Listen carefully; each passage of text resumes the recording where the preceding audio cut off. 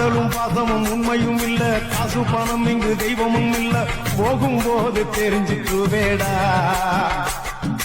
பொண்ணும் பொருளும் பாவம், அத புரிஞ்சுக்கிட்டால் லாபம். சொன்னா நீயும் கேளு, இங்கு மனுஷனாக வாழு.